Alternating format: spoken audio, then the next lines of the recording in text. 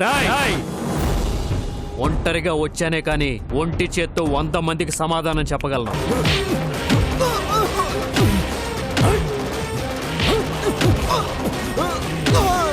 చందు చావుని నీకు కానుకగా ఇస్తాను అని ఎంత సంతోషంగా ఫోన్ చేశావు. కానీ నేనే నీ ప్రాణాల్ని బలి తీసుకున్నానమ్మా.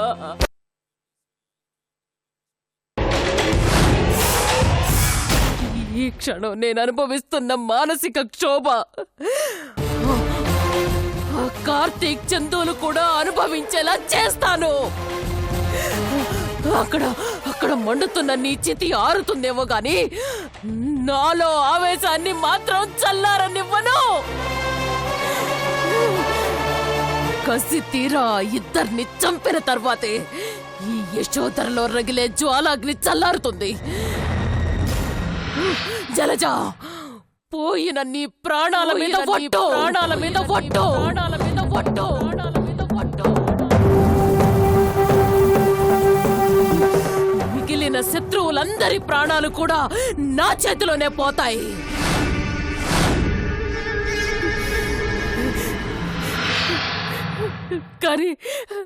కానీ ఎన్ని చేసినా మన పగని తీర్చుకోగలనే కానీ తిరిగి రాని లోకాలకు వెళ్ళిన నా కూతుర్ని ఎలా తెచ్చుకోగలను? ఎలా తెచ్చుకోగలనమ్మా?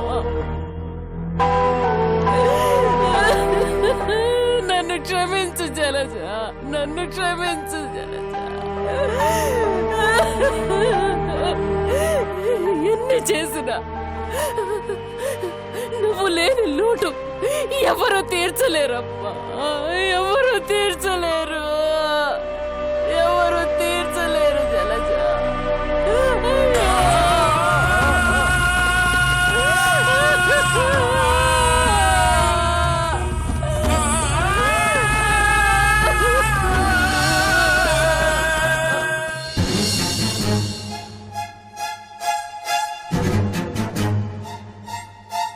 చంపడమో చావడమో ఏదో ఒకటి జరుగుతుంది. అది కాదరా, నన్ను ఆపొద్దత్త. పిరికితనంతో చావడం కంటే ధైర్యంగా ఎదురెళ్ళి వాడి చేతిలో చావడమే మంచిది.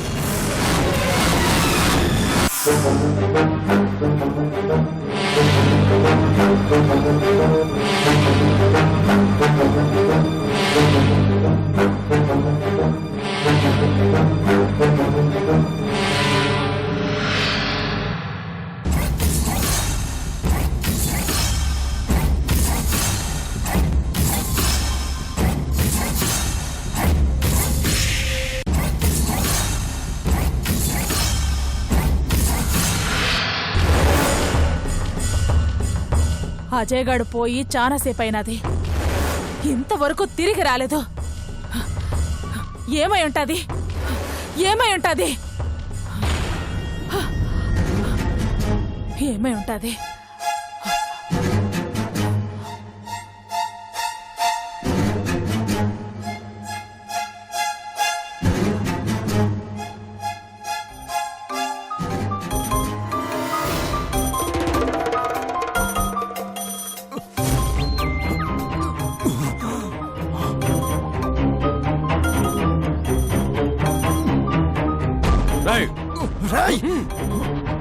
కార్తీక్, భద్ర ఫోన్ చేస్తుంది. అటెండ్ చేయొద్దు రాహుల్. నల్లుడు ఏమైపోయాడో అన్న టెన్షన్ దానికి కాసేపు ఉండని.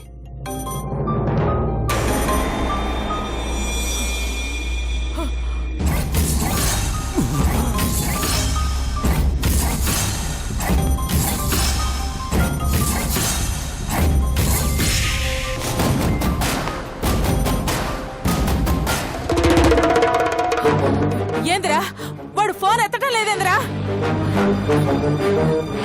ఏమై ఉంటుందో అర్థం కావటం లేదు.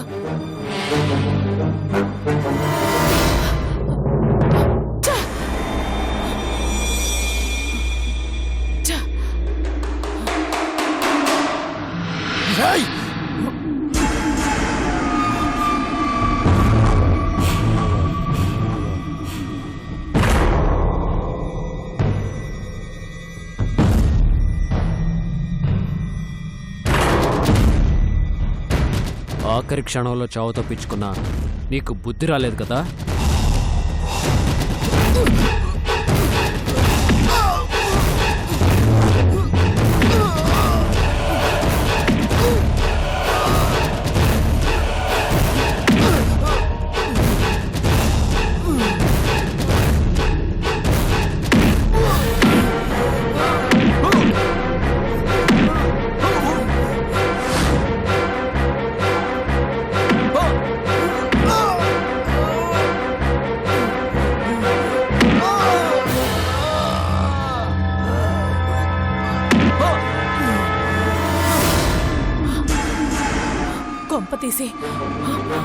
కొంప తీసి ఆ కార్తీక్ గడు అజయ్ ఏమీ చేయలేదు కదా? రే కార్తీక్!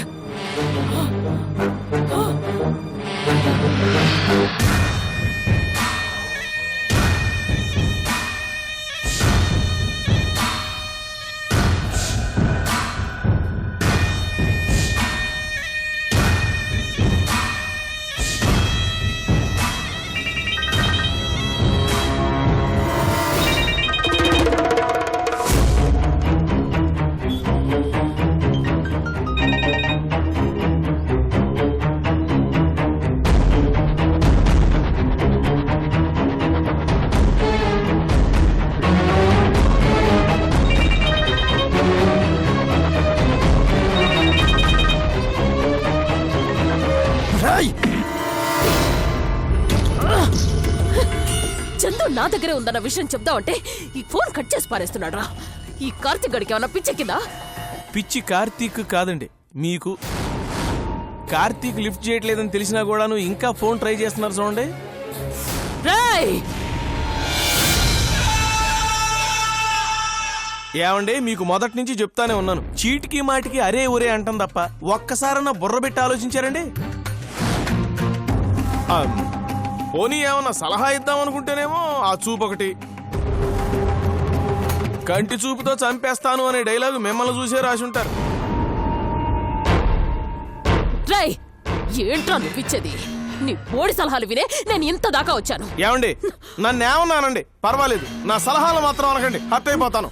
ఏమండి, అవి మిమ్మల్ని ఎన్నిసార్లు కాపాడినాయో మర్చిపోయి మాట్లాడుతున్నారు. అయినా నాకెందుకు వచ్చిన గొడవలేండి, మీ సావేదో మీరు సావండి.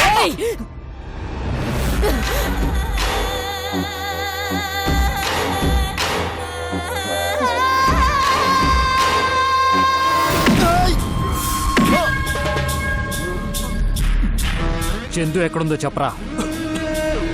నాకు తెలీదు. అలా అడిగితే వాడు చెప్పడు బాబు, కాలో చెయ్యో తీసేస్తే చెప్తాడు. మీరు నా కాలు చేయి గురించి ఆలోచిస్తున్నారు. ఆల్రెడీ అక్కడ చందు పేకే తెగిపోయి ఉంటుంది. ఏంట్రా వాగుతున్నావు?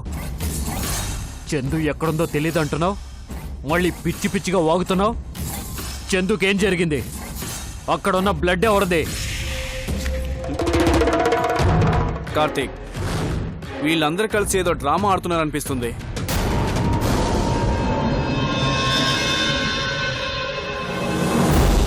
ఏదో ఒక మూల నీ మీద సింపతి ఉంది కాబట్టే నిన్ను ఇంకా బతిమాలుతున్నాను. చందుకు నీ వల్ల ఏ చిన్న హాని జరిగినా నువ్వు ప్రాణాలతో ఉండవు. నా వల్ల కాదు, దానికదే చావు కొని తెచ్చుకుంది. దానికి గతం గుర్తొచ్చి రెచ్చిపోయి జలజ మీద విరుచుకుపడింది.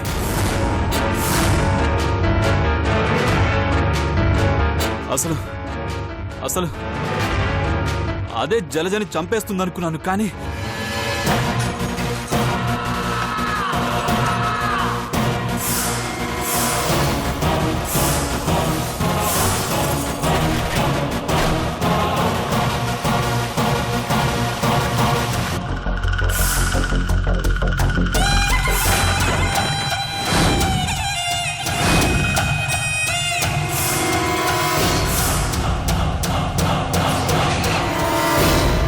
చందు యశోధరికి దొరికిందా లేదా అన్న విషయం నాకు తెలీదు.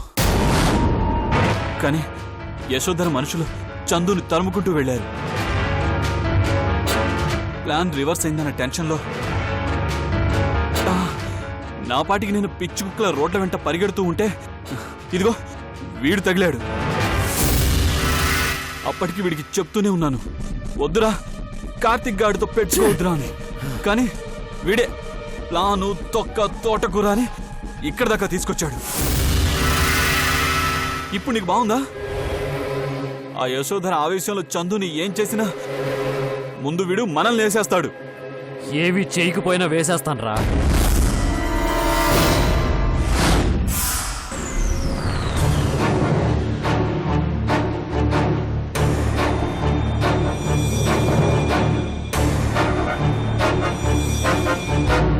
ఏమండి ఎంతసేపు అన్నట్టు ఆలోచిస్తారు?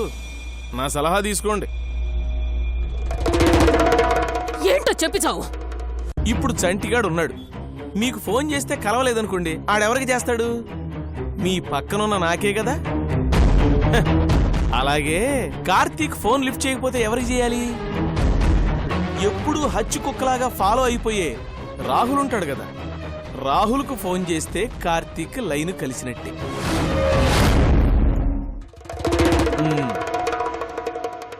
కరెక్ట్ గా చెప్పావురా.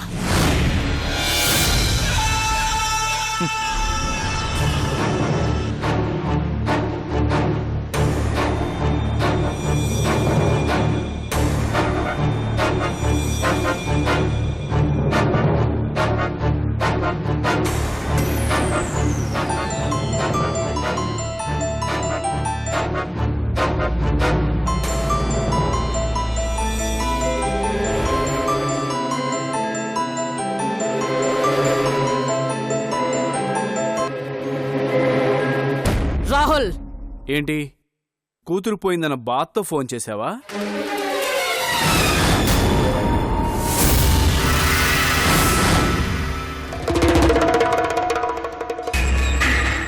రేయ్, చచ్చిపోయింది నా కూతురు మాత్రమే కాదురా, నీ తోడబుట్టింది కూడా. ఎలా మాట్లాడగలుగుతున్నావురా అలా? రేయ్, ఆ చందు వల్ల నా జలజని నా చేతులారా నేనే చంపుకున్నానురా.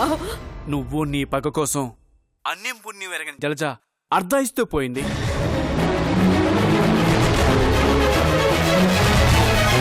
జలజ నా కూతురు అని చెప్పుకుంటావు గాని ఏనాడైనా ఒక తల్లిగా ప్రవర్తించావా?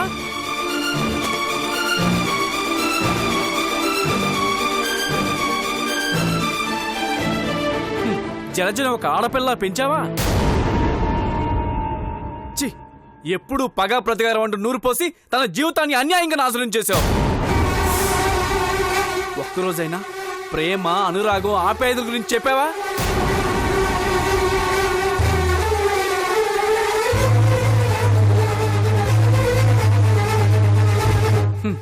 అసలు నా పిచ్చి గాని వాటి అర్థం నీకు తెలిస్తేనేగా నువ్వు ఇంకొకరికి చెప్పడానికి.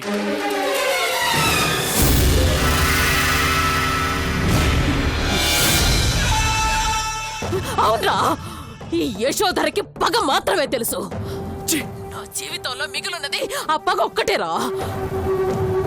ప్రాణానికి ప్రాణంగా పెంచుకున్న కూతుర్ని పోగొట్టుకున్నా కూడా ఈ యశోధర ఇంకా బ్రతికుంది అంటే కేవలం ఆ పగ కోసమే.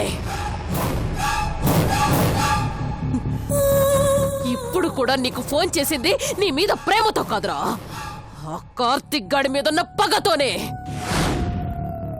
వాడి మీద, వాడి పెళ్ళాం చందు మీద ఉన్న పగ తీర్చుకునే టైం వచ్చిందని ఆ కార్తిక్ గాడితో చెప్పు రాహుల్. అర్థం కాలేదా? రేయ్, జలజ చనిపోయింది అన్న విషయం నీకు తెలిసినప్పుడు చందు నాకే దొరికింది అన్న విషయం కూడా తెలిసుండాలే.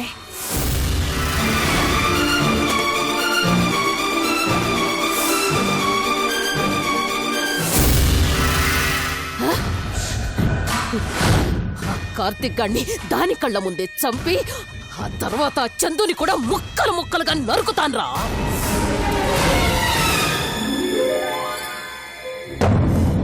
ఆ ఇద్దరి మీదున్న పగని ఒకేసారి తీర్చుకుంటాను. రేయ్, ఆ కార్తిక్ చావడం కళ్ళారా చూసి ఆ చందు కూడా కొళ్ళి కొళ్ళి ఏడుస్తుంది.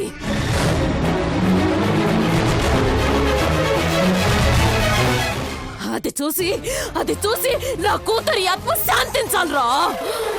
రమ్మని చెప్పు వాణ్ణి, రమ్మని చెప్పు. ఈ యశోధర వాడి చావు గురించే ఎదురు చూస్తుందని చెప్పు.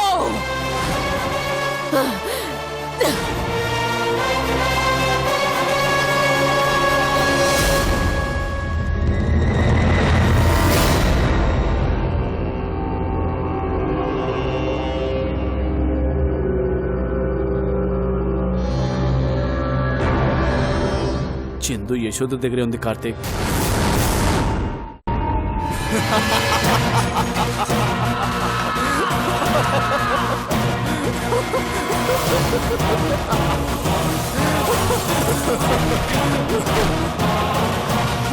రేయ్, ఒకటి మాత్రం నిజం, ఈ జన్మలో నువ్వు చందుని కలవలేవు. కూతురు పోయిందన్న ఆవేశంలో ఆ యశోధర చందుని ఖచ్చితంగా చంపేస్తుంది.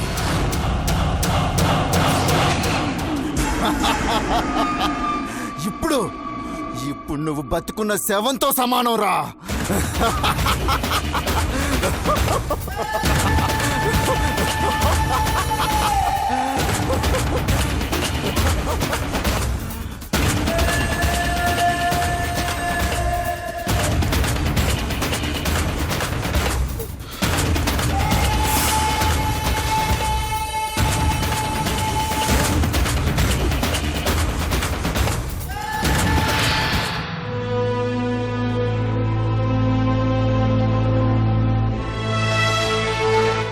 జన్మలో నువ్వు చందుని కలవలేవు. ఆ యశోధర చందుని ఖచ్చితంగా చంపేస్తుంది. ఇప్పుడు నువ్వు బతుకున్న శవంతో సమానం రా.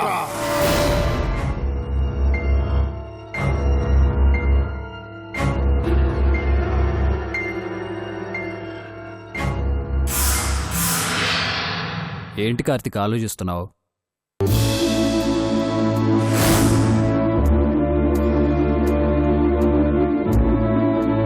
చందుని ఎలా కాపాడాలా అనా? ఎంత ఆలోచించినా లాభం లేదు కార్తీక్. ఎందుకంటే గతంలో ఎన్నోసార్లు ఇలా జరిగింది. చందుకి నీకు ఉన్న సమస్యలు పెరుగుతూ వచ్చాయే కానీ తగ్గిన మాటే లేదు. ముందు యశోధర, తర్వాత జలజ, ఆ తర్వాత భద్ర, అజయ్, ఇప్పుడు కొత్తగా విరాట్. అందరి వల్ల చందు ఇబ్బంది పడింది, ఇంకా పడుతూనే ఉంది. కారణాలు ఏవైనా ఉండొచ్చు, కానీ చందు కష్టపడటానికి నీ అసమర్థతే కారణం.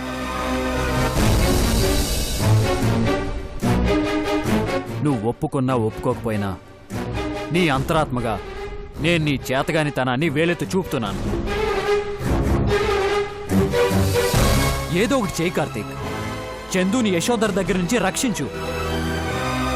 పాపం చందు, తనకిప్పటి వరకు ఈ భూమి మీద కష్టాలే ఎదురయ్యాయి. ఆ కష్టాలు తీర్చే బాధ్యత నీదే కార్తీక్. నువ్వే చందు జీవితంలో సంతోషాన్ని నింపాలి. అందుకు నువ్వు ఏం చేసినా తప్పులేదు. తన ప్రాణాన్ని కాపాడటం కోసం నీ ప్రాణం ఇచ్చినా అది తప్పు కాదు కార్తీక్. ఏదో ఒకటి చేయి కార్తీక్. తనకి ఈ లోకంలో నువ్వు తప్ప ఎవరూ లేరు. తను బతికున్నదే నీకోసం. నువ్వే తన్ని కాపాడలేకపోతే నీ బతుక్కి అర్థం లేదు కార్తీక్. అర్థమే ఉండదు.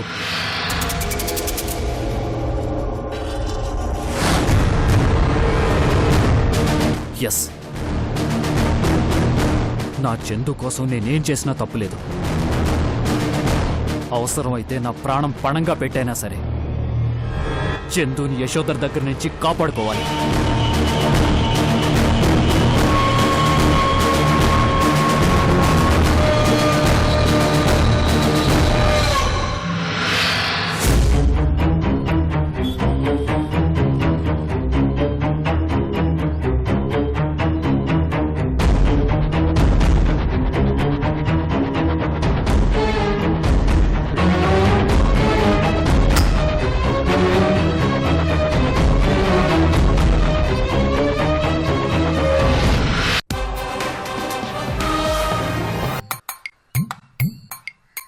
ఏంటి అలా చూస్తున్నావు?